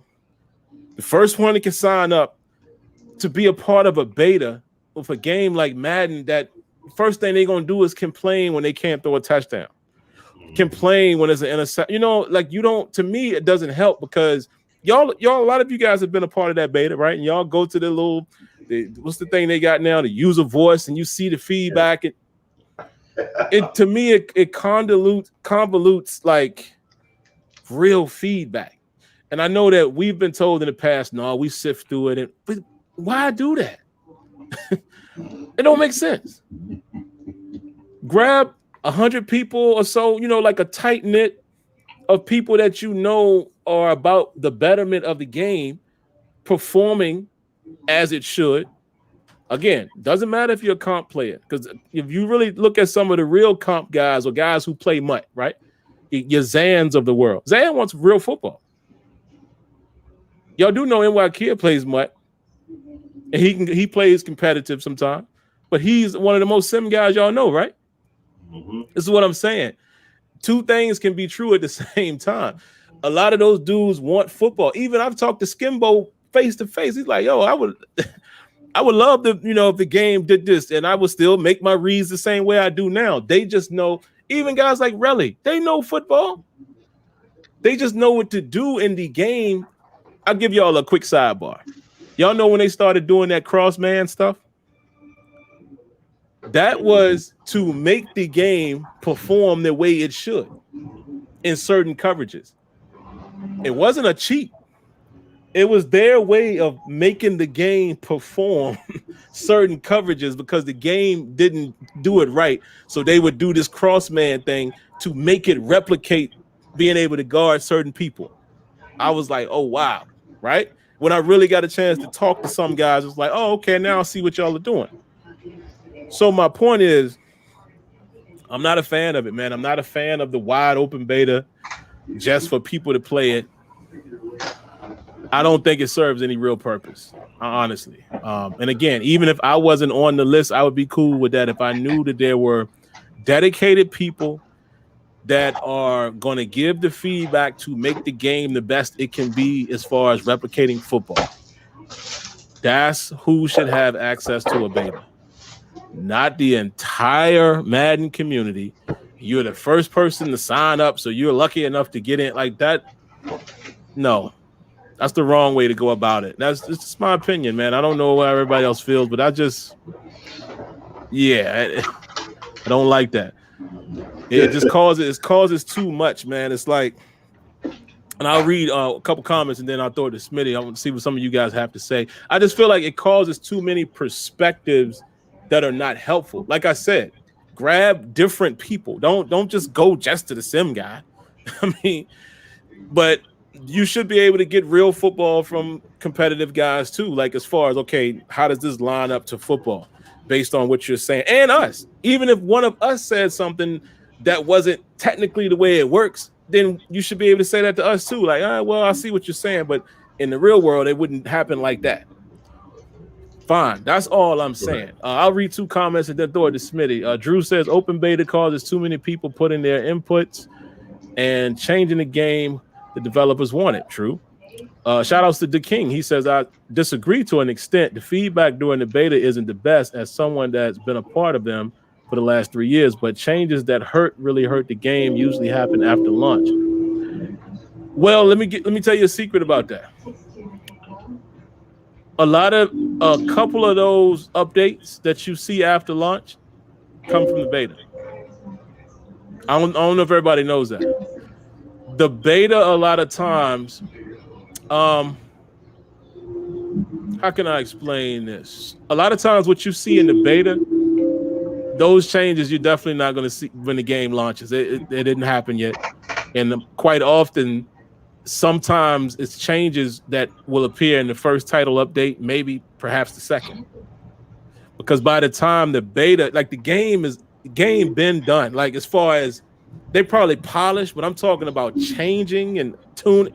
A lot of that stuff that really needs work, they can't do that by the time we get to the beta. Think about this. It's June, right? We're in early June. Who knows when it comes out? But even if the game, if the beta comes out at any point now, the game basically done. The game pretty much done. Don't expect, because the thing is this.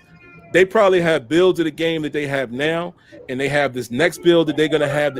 I'm just making this up in terms of time frame, but it might be a build that they know that they have a July build, right? That they're working on now. Okay, where are we gonna be at in July? They're working on that, and then when that month hits, boom. Okay, all right, and this is gonna be our final build to release with. That's already in the can. By the time we give the beta feedback, now the beta feedback ends up being, all right, first title, not day one patch, not the day zero, but this usually is the first launch patch or second, because it has to go through certain channels. Like they already have, because me and Smitty know, like even from going down there, we might go down there.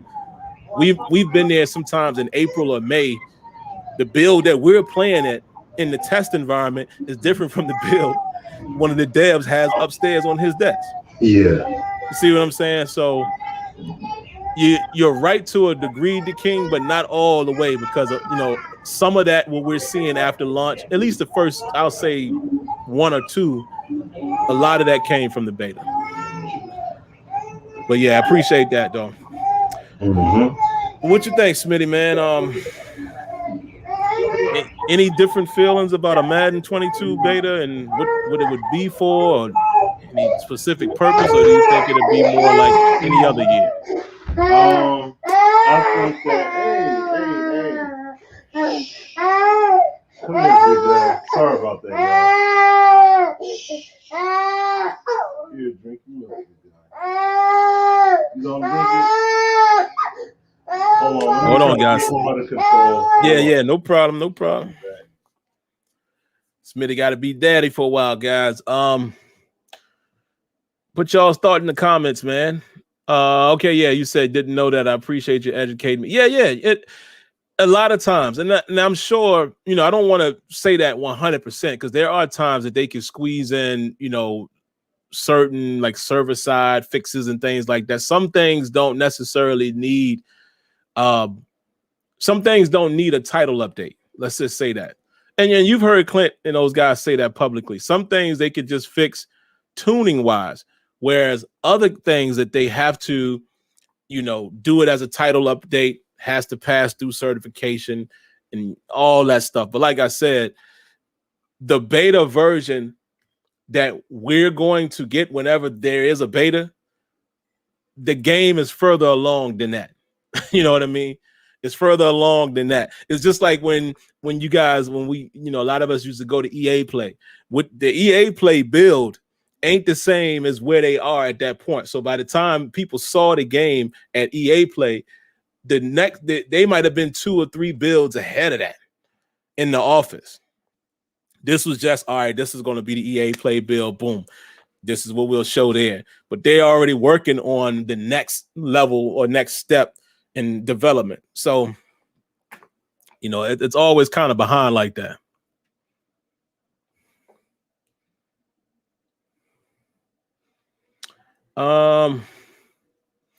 Ron Simpson says, what happened to demos for any game any PlayStation person can try for free? I don't know, man. It definitely don't seem like a lot of games, especially sports ones. It don't seem like they resort to demos anymore. I don't know really what happened with that. I would imagine services like EA Play, have helped to remedy that. And I don't know if Microsoft, I don't know if Xbox has a service like that. I know they have Game Pass, of course, but I don't know if they have like a trial type of thing. But yeah, that would be my guess. Or maybe some companies feel like it's not worth the development. I don't know. That's a good question though. Thad Radcliffe says, I'm expecting the same, some cosmetic fixes. That's it. Okay. I'm gonna say differently as far as what I'm expecting. What we're gonna get is totally different. But what I would expect, I would hope in 22, man, they've taken some steps in some direction. Particularly franchise. Like I said, to me, if they don't deliver all the bullet points that are on those articles currently on their website. Article came out, I want to say last June, when the whole Fix Madden franchise debacle happened, right? If all of those bullet points that came directly from upper management are not in game, I think it's a failure. So if that's not in game, it's a failure, period. That's just my opinion. But Right. like I said, me and Smitty know better than to expect anything. But I would say I would expect more than just some cosmetic fixes. I would feel like at worst, from a gameplay standpoint, it should be a more polished version. This is at least, or I'm talking about at the least amount. It should be a more polished 21. Gameplay wise, because you would say, all right, there was a short cycle, whatever. So now you've had a full cycle. 22 Right. gameplay wise should be what 21 was supposed to be. At least that. And I'm saying it should be more than that, but it should at least be that in them franchise updates. If those franchise updates are not in the game, every one of those bullet points from their article on their website, in my opinion, I would call it a failure. And now who knows how it's implemented? We don't know. I'm just saying, Right. I want to see all of that stuff that they, whatever this management thing is that we saw Sean Grady show in the background. I want to see that. Whatever, it said something about them addressing scouting, all of that. Whatever was in that article, it better be in the game. If it's not, it's a miss. And see, to me, I think that we should be able to dabble in the CFM on the beta, because if you honestly took the time out and said, "Oh, we're devoted and we're in and we're going to give you guys that roadmap and all that kind of stuff," if they're really about that action, then you need to show and prove that you're showing that you're doing a service to the fans. Good point. So if you are, then that would be very helpful for you to showcase that in your product by letting us have a trial of being able to try the new features. What's happening? That boy Kyrie, man. My goodness. Woo. Yeah, you're right though. But they gotta, doing something like that outside of just saying, "Hey guys, here's a handful of teams. Play. You can play some games for a few days or whatever. And here's the whatchamacallit. Here's the new control scheme. Here's the new features I want you to look out for." And then franchise mode, all we basically get is a blog, and then we have no chance of finding out about it until the game basically is out. Right. And then you're telling us on paper, well, this is what we intend for it to, how we intend for it to work. The problem with all that is that over the years, you have a lot of logic problems, even with the scenario engine. Like, it doesn't make sense. Deuce Douglas, did a great job of pointing that stuff out. Many people go across Twitter and they put ridiculous trades together that should never be possible to happen.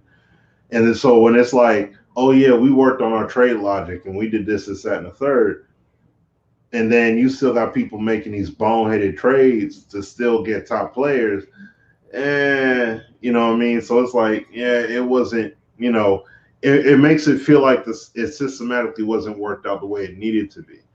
So, and that's what I'm saying. Like, we need to see how this stuff is.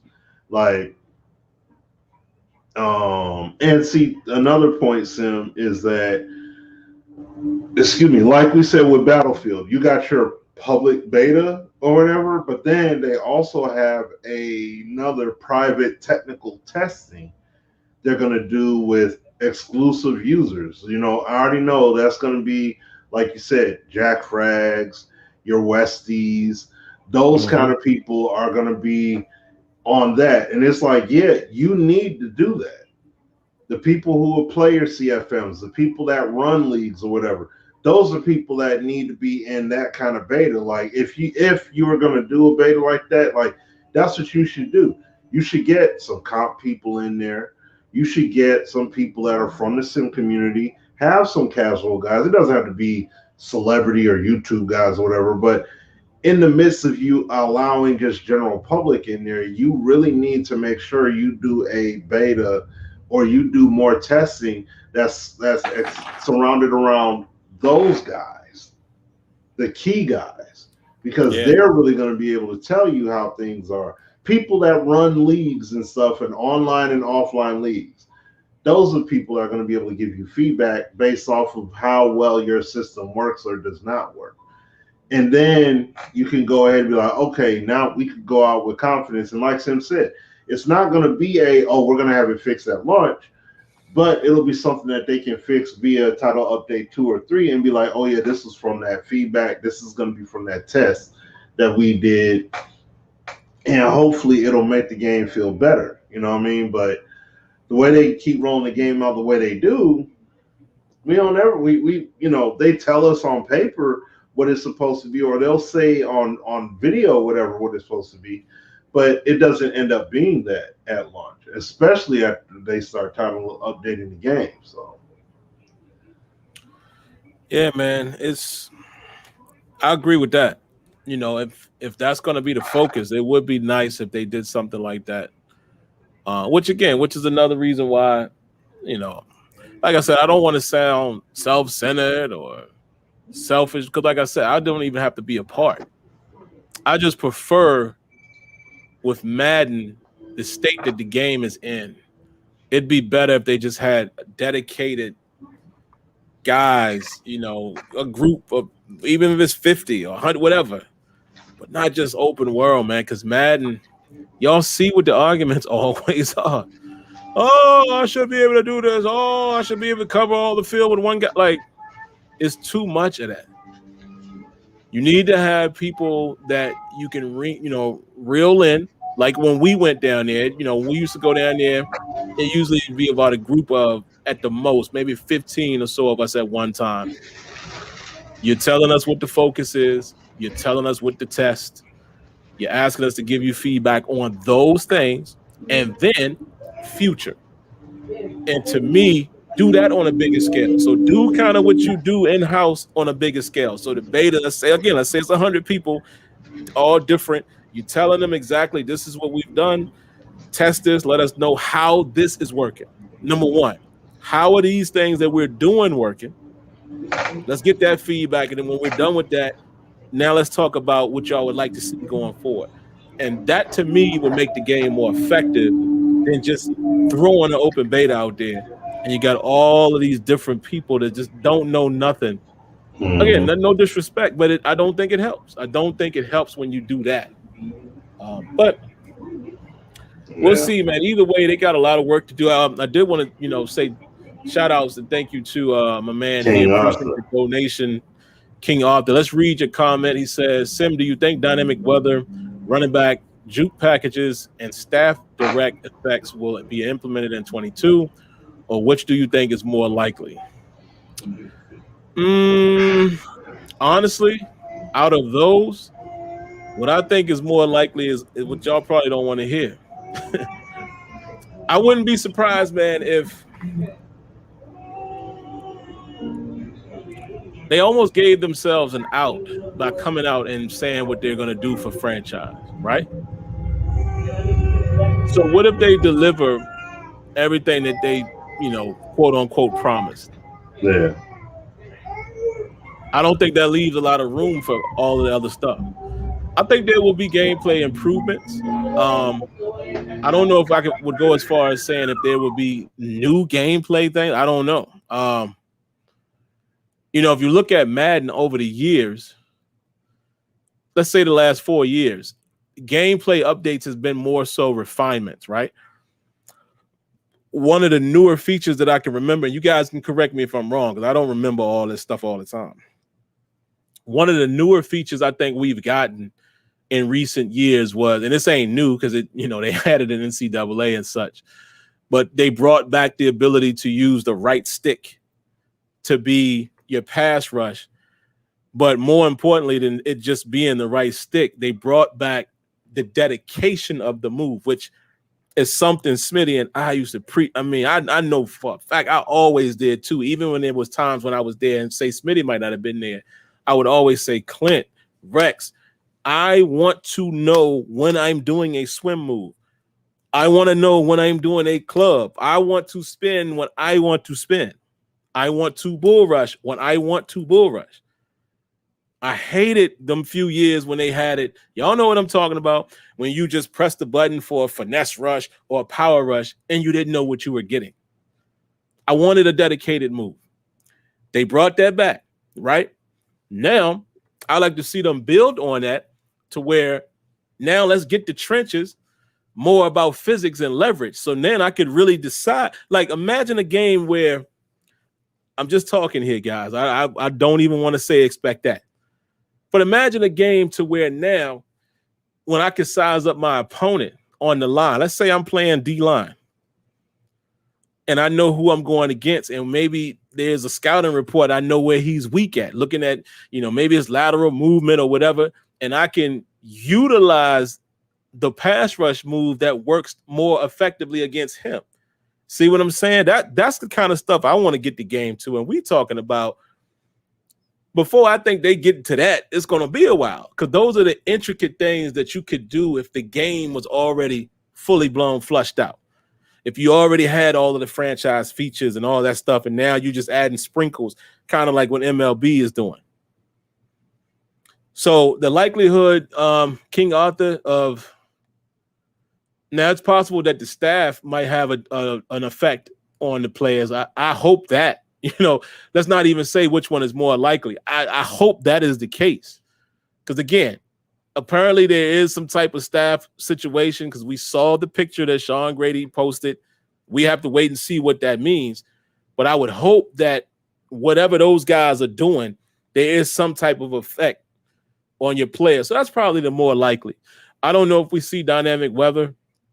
I really would want. I would love to see that, but I know I've had conversations with those guys in the past, and they've been more like, you know, and even we've said this too. We kind of want the gameplay to be where it needs to be before that stuff. Because if the weather doesn't matter, let's say it like that.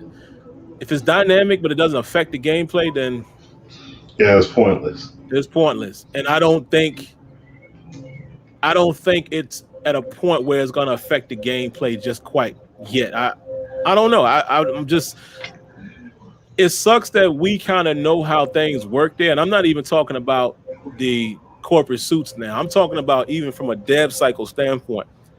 I promise y'all, and this is a fact, the cycle for Madden 22, it was shorter. It was shorter. Oh, yeah. They had to continue to work and build on Madden 21 for next gen, which those games didn't come. I mean, the consoles didn't hit until November. Y'all remember this, right? Madden didn't launch on the same day as the consoles. They launched a little later. I think it was December something. First, yeah, 4th, December, something like that. Yeah. Mm-hmm. Me and Smitty know that means Madden 21 Xbox Series and PS5 was probably still being worked on through, I'd say near early November. Yeah, maybe. Yeah, it definitely 1st of October, at least October range. Mm-hmm. This game's coming out in August. I'm not giving them an excuse. See, that's what people always misunderstand me and Smitty. When we say stuff like, "Oh man, y'all just," no, we're not. We're just telling you how it works. You know? It ain't no excuse. We still should judge them on what they give us. I'm just saying, knowing their track record. And now they you know, they putting their chests out there talking about, we hear your franchise and we're gonna. I'm just saying it's not impossible to think that they deliver on the bullet points. And there's going to be some things. Oh, what I was saying before you stepped away, Smitty, is there'll probably be some gameplay refinements. It's been a long time since there's been a new gameplay feature, so I don't know if that happens. As far as weather, I don't foresee them touching that. I don't see any of that. Not in this cycle. Now, maybe, and just look at the history. Look at the history of game development, even with Madden.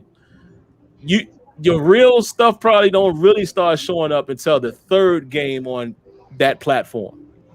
That's just being honest. As far as like now they're in a groove where yearly, because they're going to tell you that we got a full cycle now.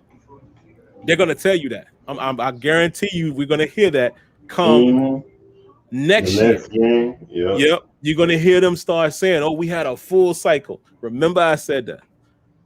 Because that in reality, that is the truth. But so yeah, that's all I got, man. I think, I'm at least hoping that we're gonna get the franchise stuff, man, and there needs to be some refinements in the gameplay. Coverage needs to not be broken. I would like to see them take more steps towards physics. I'm hoping to see at least some steps towards, not being so sequence heavy. And that's what I mean by refinements. But I'm not expecting any new features in terms of game. I'm just not. I don't. Hopefully they surprise me. Maybe it is something. But we've been doing it too long for me to expect stuff. So. What's up, Luke? Yeah, and I always pick with Luke about this. And it's just me picking, like. Because Luke wants so much stuff, guys, in Madden. He's a presentation guy and stuff like that. But I always laugh. I just get a little giggle when you and others, Luke, not just you, say stuff like, I'm just going to play Madden 15, Madden 6. And I'm like, I just don't know what I don't know what those games, you know what I mean? I don't. I'm sorry. Me and Smitty were heavily involved back then. Yeah, I don't know what the big hurrah is about 15 and 16 that trumps 21 or 20. Yeah, I don't see it. But if that's where you could be happy, great. Because that's all I'm doing too, man. I mean, however this game is gonna come out, man. Oh, okay. He says, yeah, that's right. See, he's Luke is big on presentation, but honestly, the Jim Nance thing, I didn't like that at all because it was so repetitive. I mean, remember when everybody was asking for a new commentary?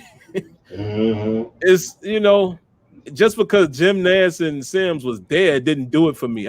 Even with the commentary now, that's one of my biggest disappointments.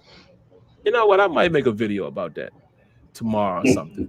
That's one of my biggest disappointments in the last 4 years of Madden implementation. They gave us this new commentary, and I'm actually going to find a picture and use that as a thumbnail. I got a picture with Brandon Garden, Charles Davis, and I'm in the middle.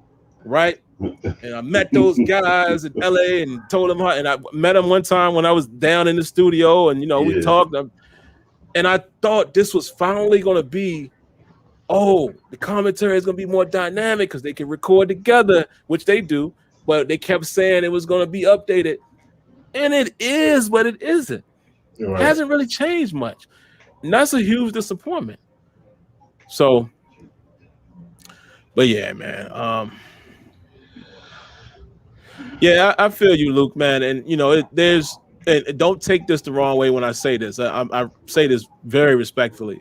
There are people like you too that presentation and authenticity on that side matters.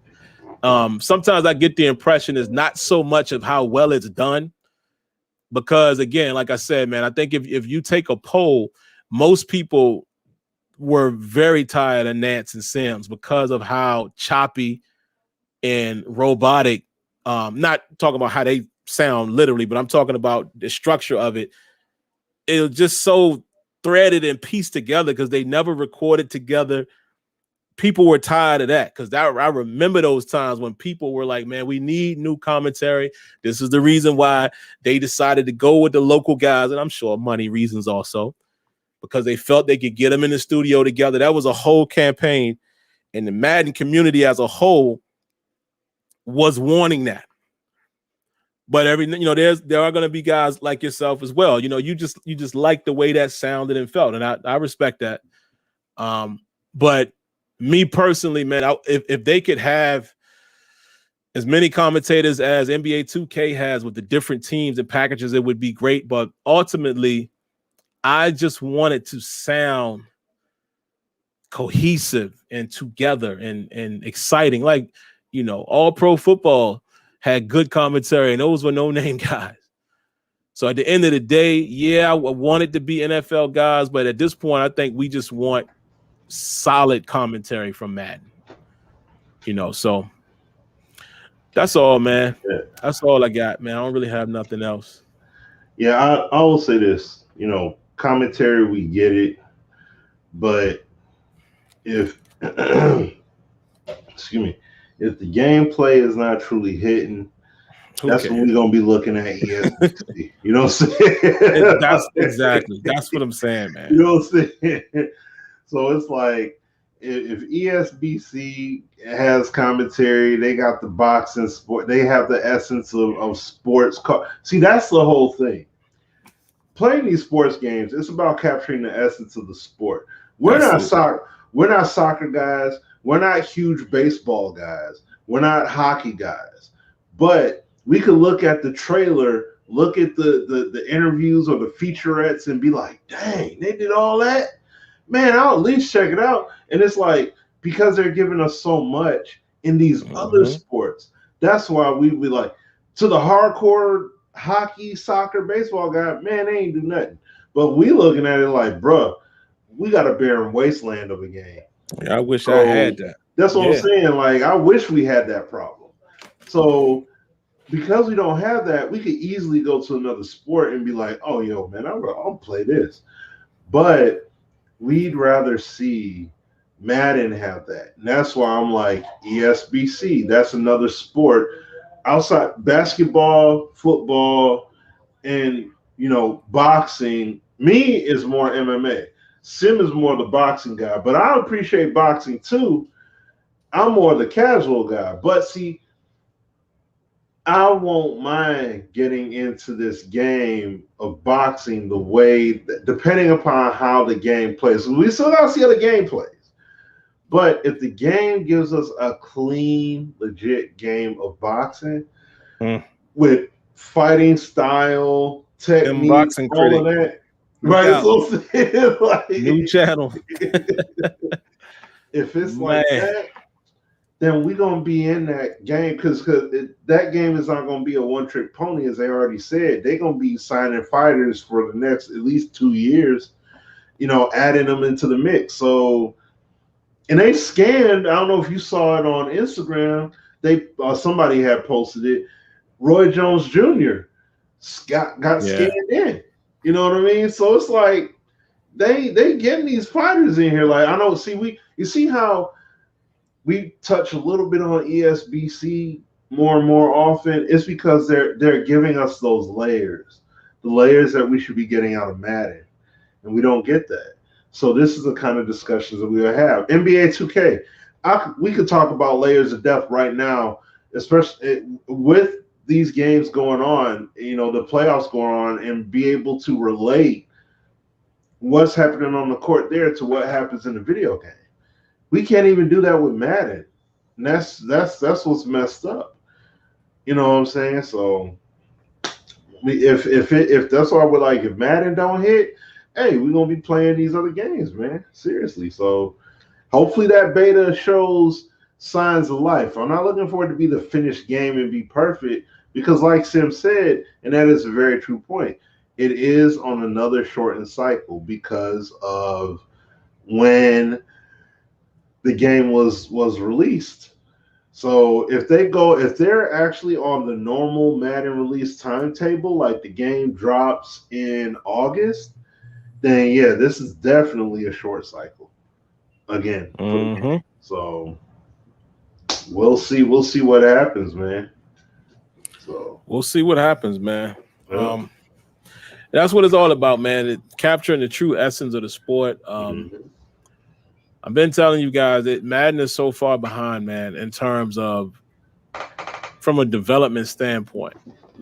It's little things that they could do to totally turn it around, but those things are massive in terms of development, and that's the true reason why me and Smitty have always said, nah, man. I know we all hate the 3-year plan. I'm just saying, when they finally commit to doing something, like for instance, let's say they deliver on franchise. Y'all know how long it would take to get everything? Like, and I'm not saying every single, but everything that you guys would feel like is big components. That's like 3-4 years. Yep. If they kept it going, because it's development. Like you can't cheat dev cycle. It's nowhere around that, unless you have a 300-man team. You know what I'm saying? Right. And that's what sucks. And people, again, you'll hear people always not so much now because I don't hear the noise because I don't follow a whole lot of people anymore. But in the past, you always hear people say, "Oh, y'all are just making like no, we telling you, dog, it don't develop." I mean, some people that we've talked to people even in the chat. Some people will say, "Yeah, man, I'm a coder for so and so." They know it's just not. It's not like that. So the reason why we say it's going to take Madden a while is because we have to first see them commit. First committal I've seen on next gen, that player movement. I said, "Oh, that's different. That's a different thing. They're using different technology now. Now I want to see how far they go with that." So now I want to see the next thing. What's the next thing like that in terms of gameplay? Is there anything around physics, or is there anything around, making animations independent? Anything like that? Is that going to be the next step? Because when we start seeing that type of stuff, now the game is starting to trend up. Because a lot of those features that we really want to happen, it can't happen until the game is doing that. It won't be, honestly, and this is going to probably make a lot of people upset, but Smitty knows where I'm going with this. With passing. I don't think passing going to be where we want it to be until they get rid of the sequences. Nope. Because if the sequences are involved, that means the ball is going to have to be somewhere around that sequence. It's going to be semi-tethered. Now, All Pro Football, they did a very good job. You know what they did now that I kind of understand development? What 2K did with that game is they shortened the distance of when the animation would trigger. Yeah. So even because you see some, even in All Pro, you see some suction here and there, but they shortened the distance. So even when I made videos on it, even when I was playing it on PC, the guy swats the ball and the other guy does. They were able to capture that, but it still wasn't completely believable, completely independent. It's just the way they, it's ways that you can manipulate it.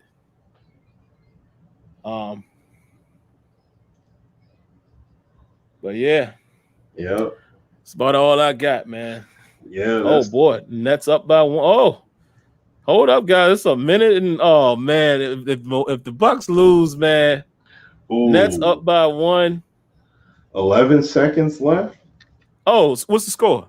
See, I'm way 82. Nets are up by 1. Oh, okay. See, I'm way behind.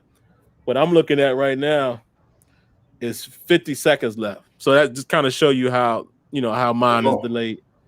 Somebody got the ball. Call a shot. Wait a minute. Now the Bucks are up 1. Hold on. I'm pulling up the game cast so that way. It's gotta be because I just seen Giannis get fouled with 44 seconds. Wait a minute.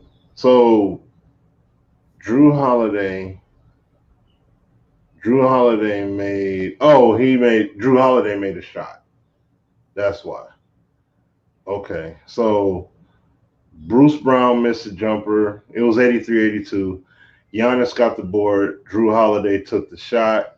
Now they're up 83-84. Nets took a full timeout. Okay. All right. Okay.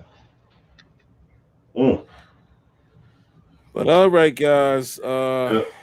that is the show. We don't have anything else to talk about.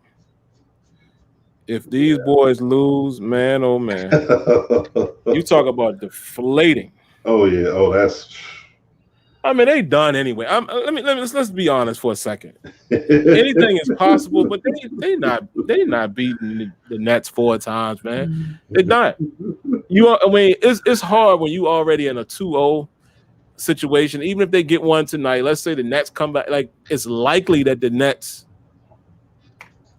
get that, they come back and get it that one game, then next couple days. I don't know, man. I guess have hope, right? If you're a Bucks fan. Mm-hmm. I would like to say yes, King Arthur, but man, Smitty, what has it been, like 6 years since we've been asking for the jersey pools? Oh, yeah. Ever since whenever NHL added that cloth technology, we were asking for it before that. Yeah. But we didn't think it was possible then. So let's be fair. But when we saw that the jersey was independent in NHL, I said, oh, there you have it. Mm-hmm. So, no, I'm not expecting to see that. And they was doing it in FIFA. And they didn't have no cloth separation technology that NHL had. And FIFA had the jersey pulled. I was like, yo, he's stretching the jersey. Oh, no, nope. Needs to be in Madden. Y'all got to get with the FIFA team and just figure it out. Yeah, man. Seriously. We'll see, though. We'll see, man. Mm-hmm. I don't know. Let's just all wait and see what it is, and we know we're going to actively discuss it. Okay. Yeah. Oh wow. So Bruce Brown took the shot and missed it, and now they had to foul. They fouled 2 more times, and now it's only 2 seconds left. Yeah. They go to the free throw line. Well, enjoy it tonight, Bucks. Yeah. I encourage y'all to enjoy it tonight, because I promise y'all ain't winning this series. If they got 2 seconds, you know what I'm saying, still left, and Brooklyn got the ball back and called a timeout. So if they come back out that timeout, they got a chance. Especially you got a guy like, ball back? Because they fouled twice. The Nets had fouled someone twice so they could get on the line and shoot free throws. So since Chris Middleton was on the line and he nailed both of them, now the Nets get the ball back. Oh, so they up by 3 now. Yeah, they up 3. That's what I'm saying. Like 2 seconds left, they up 3. They call timeout, and then going to see what's going to happen. If they do anything, but yeah. But all right, before we wrap it up, man, King Arthur said, I never did tell him, and thanks for the donation again. Let me put it on the screen. You never told me how you would make the trenches more dynamic. We can get into that deeply on another show, but I'll address it quickly here. It's the simple way, in my opinion. I don't want to say simple. I'm not a designer. I don't know what it takes. But what I would do is I would try to get the trenches to be more based on physics, physical mass, leverage. It's tricky, though. I'm going to be honest with y'all. As much as we say we don't want canned animation, that's tricky.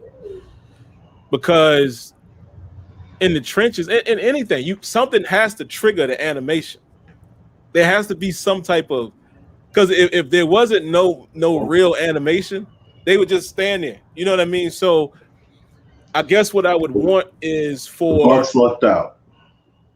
Oh, they won? All right, cool. Yeah. What I guess I would want to see is that you got it to some degree. There has to be canned animation. Let's make sure everybody understands that. But real-time physics allow animations to be augmented or allow them to play out on the fly. So I would love to see when 2 guys collide and touch in Madden, their physics and their weight and their momentum drives the outcome. So let's say I spread my line out. I try to blitz my guy on a speed rush, and the game tells the tackle to punch. And because my guy's coming around the edge, he punches at the shoulder. My guy's thrown off like that. That's what I want. So have the same trigger animation. You got to have the AI punch, rip, bull, all of that. Set your feet as far as the offensive lineman. But when they touch, that's when weight and momentum plays a factor. Leverage, those things. That's how you make it more dynamic. You don't have anything sucked together. You don't have it to where, they're just dancing with each other and the running back is over there and they're still doing this. No. You got to add head tracking to that as well, because defenders are always looking for the ball. So have thousands of animations that trigger based on the situation, but how the outcome results should be based off of weight, momentum, leverage, etc., inertia, all of that. That's what I'm saying when I talk about not having canned scripted animation. It's the same thing Maximum Football was doing when he says, no, we don't have. They said they didn't have tackle animations in terms of how it played out, but they did have Well, I hope they did. You at least still need the animation of going in for the tackle, reaching and wrapping the legs. You still need that, but allow the physics and stuff to determine how it all unfolds. That's what you're looking for. So there you have it. That's how I would make the trenches a little more dynamic if I could. But like I said, I don't know what the details are with that. So there you have it. But all right, man, we're going to get out of here. I'm a little tired. Yeah. I think Smitty tired. Oh, yeah, brother's tired. We about to roll, man.